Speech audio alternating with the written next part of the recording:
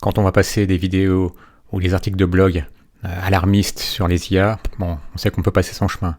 Quand en revanche, vous entendez Geoffrey Hinton, qui est souvent qualifié de parrain de l'IA, qui est à la pointe des recherches sur le domaine depuis 50 ans, poser des questions sans tabou et y répondre sans essayer de rassurer ni de... Enfin bref, avec l'objectivité qui a sans doute été la sienne pendant toute sa carrière, là, ça retient davantage l'attention. D'autant que Geoffrey Hinton considère que ce qui est en train de se passer au niveau des IA en 2023 peut être comparé à une révolution industrielle, et il est même allé jusqu'à dire même à l'invention de la roue. Donc c'est vous dire qu'on n'est pas sur quelque chose qui va redescendre ensuite comme un soufflet une fois que le buzz aura fini, sera passé à autre chose. Ce qui est d'autant plus intéressant sur Geoffrey Hinton, c'est qu'on peut le considérer comme un disciple de Richard Feynman, alors que Richard Feynman, qui est un physicien, un très grand physicien américain, en fait, la philosophie de Geoffrey Hinton, et c'est pour ça qu'il a réussi là où ses collègues plus, on va dire, plus sciences dures, si on veut, c'est-à-dire plus matheux, plus axés uniquement sur la logique, ont échoué, parce que lui, en fait, le fil directeur de ses recherches, ça a été d'essayer de comprendre des choses en les fabriquant. En gros, il a voulu comprendre le cerveau humain, et pour ça, il a essayé de fabriquer quelque chose qui s'en approchait. Le paradoxe avec quelqu'un comme lui, qui est brillant, on peut quasiment parler de génie sans risque de se tromper, parce que le génie, souvent, c'est galvaudé. Dès que quelqu'un avec quelque chose au-dessus de la moyenne, on dit que c'est un génie. Lui, bon, c'est vraiment, on peut considérer qu'il fait partie de cette catégorie-là. Il a reçu le prix Turing en 2018, qu'il a partagé avec un Français et un autre Canadien. Ce qui est important quand on écoute ou lit Geoffrey Hinton, c'est que finalement, des théories qui avaient l'air délirantes, finalement ne peuvent pas être balayées d'un revers de main aussi rapidement. Par exemple, Geoffrey Hinton considère que l'IA peut comprendre. Concrètement, lui, il n'a pas été impressionné par ChatGPT tout simplement parce que ça faisait un moment qu'il jouait avec des IA. Ce qui l'avait impressionné, c'était GPT-2 et une autre IA dont j'avais pas saisi le nom dans les choses que j'ai collectées sur Geoffrey Hinton. Mais bref, c'était une IA qui était capable de comprendre la plupart des blagues. Or, pour comprendre une blague, il faut la comprendre. C'est pas un sac de mots ensuite qu'on met dans un certain sens et autres. Donc on est bien au-delà de la façon dont on nous décrit l'IA. On nous dit, de toute façon, ChatGPT, c'est que de l'autocomplete un peu sophistiqué.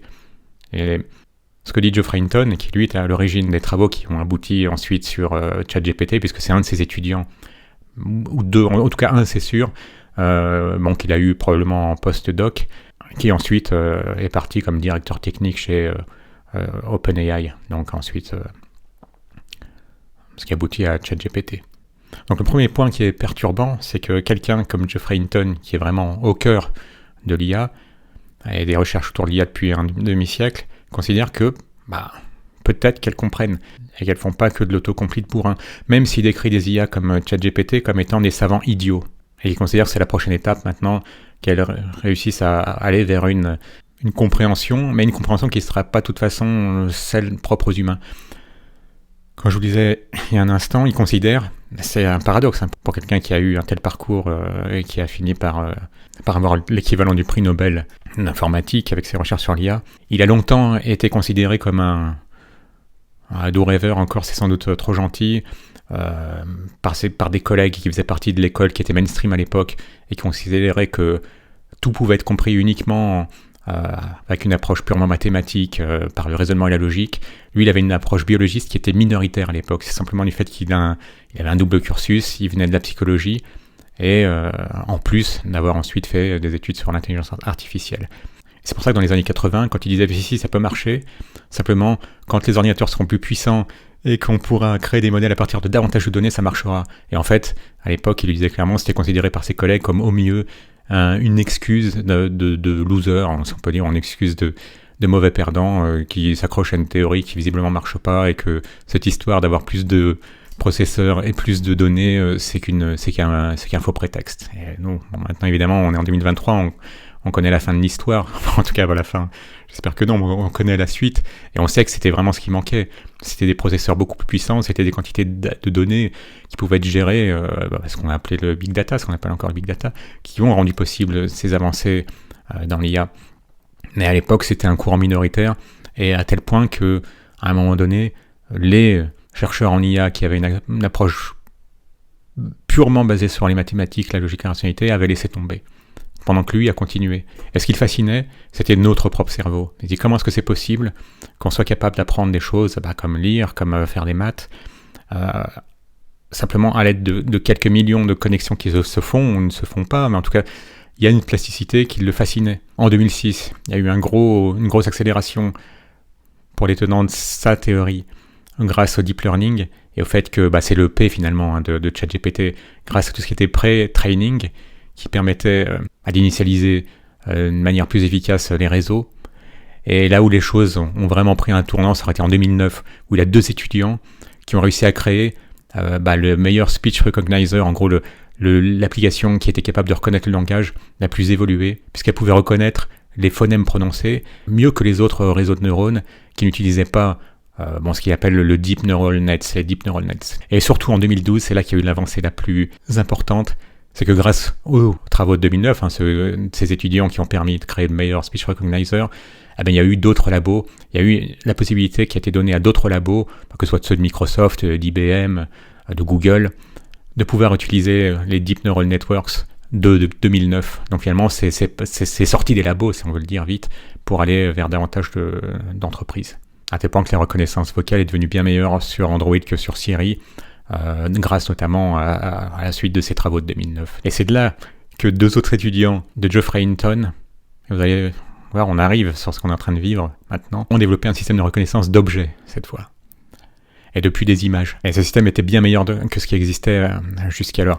Et c'est là que ça a switché, que du coup, Geoffrey Hinton est passé du courant minoritaire, on considérait c'est n'importe quoi ce qu'il raconte, ces histoires de puissance nécessaire, de plus de données nécessaires, c'est qu'une excuse. Nous, on laisse cette direction à des gens farfelus comme lui. Finalement, c'est là que sa théorie a gagné. Alors là, il faut s'accrocher un peu. Il prenait comme exemple la reconnaissance d'image. Imaginons que vous avez une image de 200 pixels sur 200 pixels et que vous voulez faire en sorte que une IA soit capable de dire oui, ça c'est un train, ça c'est un chien, ça c'est un chat, un oiseau, ce que vous voulez. Le point de départ sur lequel, en fait, finalement, lui et ses collègues butaient depuis presque 50 ans, c'était que vous avez une image de 200 pixels sur 200 pixels, 200 par 200, et pour chaque pixel, vous avez 3 couleurs RGB, donc vous avez du 200 par 200 par 3. Donc vous avez cette quantité de nombres. À partir de là, il faut réussir, vous avez ces 200 x 3, et à partir de là, il faut réussir à avoir en sortie une simple étiquette, on peut dire, qui vous dit train, oiseau, chat. Et c'est là qu'il y a des questions de se dire, on prend des pixels côte à côte, si là c'est sombre et puis qu'au-dessous c'est clair, on peut considérer, on va mettre un switch sur on ou sur off, puis ensuite on fait la même chose, ce qu'ils appellent de la edge detection dans une autre direction, ok, ça va activer ou désactiver certains switches, et de là ensuite vous pouvez faire la même chose avec différentes formes. Vous avez une couche encore après supérieure qui vous dira tiens, s'il y a telle forme et telle forme côte à côte ou qui forme tel angle, ça peut être peut-être un bec, et ensuite on va prendre une autre forme, et s'il y a telle autre forme qui ressemble par exemple à un rond et qui est à peu près à telle distance de ce qui ressemble à un bec, peut-être que ça pourrait être un oiseau. Puis ensuite, à force de tests et de soumettre des images différentes de ce qui pourrait être un oiseau, vous avez cet aller-retour qui fait que au bout d'un moment vous vous rendez compte, il y a de très fortes probabilités que si on obtient des détections de différentes formes, ça correspond à un oiseau, et sinon ça n'est pas un oiseau, et de là vous faites la même chose, entraîner à reconnaître différentes formes. Alors il se trouve que quand ça a marché, avec une précision à peu près proche à ce que ferait un humain, dans la capacité qu'un humain à reconnaître différents objets sur une photo, un de ses étudiants, c'était Ilya Sutskever, qui se trouvait être un des cofondateurs d'OpenAI. Pour ça, quand on parle de Geoffrey Hinton comme parrain de l'IA, le titre n'est pas usurpé, puisque ce sont ensuite ces anciens étudiants qui sont à l'origine de ce qu'on est en train de vivre, la révolution, ne serait-ce que de ChatGPT, mais encore d'autres choses, puisqu'on voit bien que maintenant les choses bougent au niveau de l'IA que veut intégrer Microsoft dans son Bing, que Google est en train de répliquer avec son Bard. Enfin bref, c'est vraiment les travaux de Geoffrey Hinton et de ses étudiants qui font qu'on est en train de vivre un monde où l'IA, de toute façon, va être de plus en plus présente. Et donc là où les choses deviennent intéressantes, où on vit vraiment un tournant, à peu près équivalent à une révolution industrielle ou à l'invention de la roue, quelque chose c'est quand même assez fort, comme que Geoffrey Hinton qualifie notre époque comme étant un tournant de ce type-là. En fait, il considère que le potentiel de ces intelligences artificielles pourrait largement dépasser ce que nos esprits humains peuvent faire. du simple fait que nous, en fait, chacun de nos cerveaux sont uniques. Et pour communiquer les uns avec les autres, on est obligé de passer par le langage. Donc on a, appelons ça une bande passante très réduite par rapport à ce qu'ont les ordinateurs.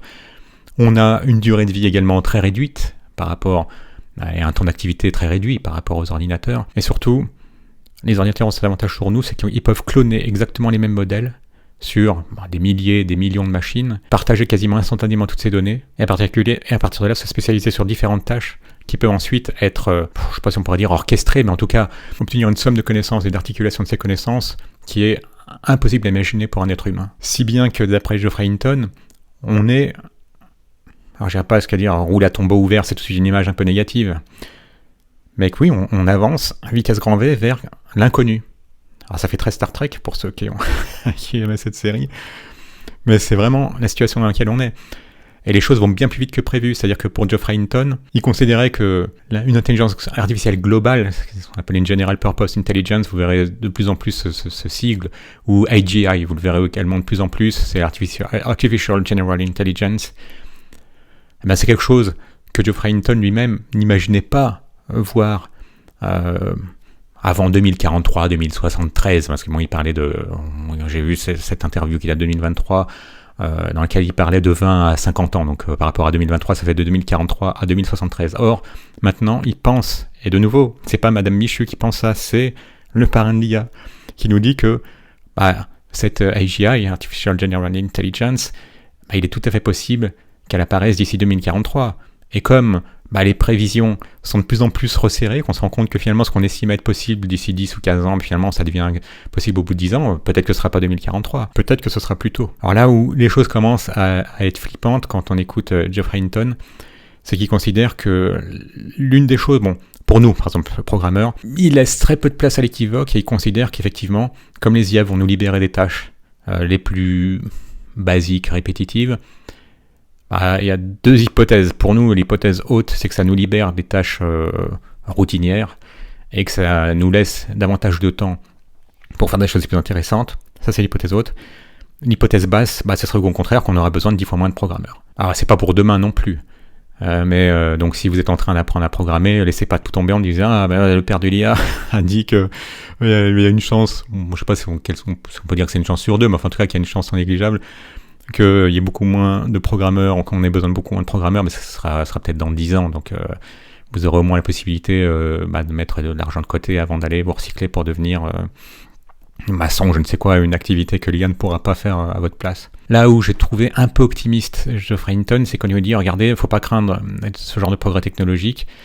On pensait par exemple que l'apparition des distributeurs de billets, c'est l'exemple qu'il utilise, nous supprimerait tous les employés de banque qui sont au guichet. Or, c'est pas le cas.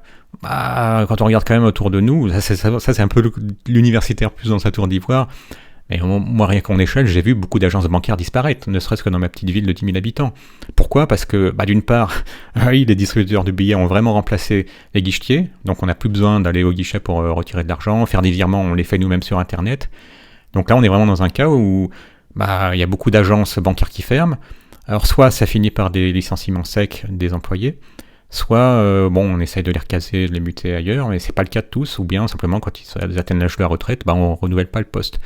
Donc là j'ai trouvé qu'ils se tiraient un peu une balle dans le pied avec cet exemple-là, parce que si au contraire, là on peut voir un exemple où la technologie a massivement réduit le nombre d'employés de guichetiers, certes au profit de développeurs, puisqu'on a été embauché pour développer toutes ces applications de sites bancaires qui permettent aux gens eux-mêmes de faire les opérations que vous allez guichetier autrefois. Ça, c'est le premier exemple où je me suis dit, finalement, l'hypothèse plus optimiste dans d'autres domaines, elle ne s'est pas vérifiée. Donc peut-être qu'il serait temps pour nous de commencer à compter nos abattis. Là, de nouveau, ça dépend. Est-ce que vous êtes optimiste ou pessimiste ? L'autre point qui vraiment préoccupe Geoffrey Hinton, c'est le développement de ce qu'il appelle les Autonomous Lethal Weapons, littéralement les armes létales autonomes. Et lui, ce qui le préoccupe réellement, et de nouveau, ça vient de Geoffrey Hinton, c'est que ces IA militaires auront la possibilité, en tout cas il faudrait qu'elles l'aient pour être efficaces, de définir des sous-tâches. Ça, nous, on est coutumiers de la chose dans l'informatique, on passe notre temps, quand on doit développer une fonctionnalité, à la couper en sous-fonctionnalités, et ensuite résoudre les problèmes intermédiaires. Visiblement, donc d'après Geoffrey Hinton, il faudra qu'elles aient ces capacités-là. Or, imaginez Vous vous souvenez de la traque de Ben Laden. Imaginons que bien, à l'avenir, ce soit une IA létale qui est à charge d'aller éliminer, par exemple, l'ennemi public international numéro 1, hop, vous la programmez pour, mais entre-temps, elle décidera, on ne sait pas si elle contrôlera les véhicules terrestres, aériens ou autres, il faudra bien qu'elle définisse un itinéraire sur lequel une résistance pourra être rencontrée. À ce moment-là, comment est-ce qu'elle fera? Et en plus, il faudra qu'elle dispose de la capacité de vie et de mort, et c'est pas quelque chose d'anodin.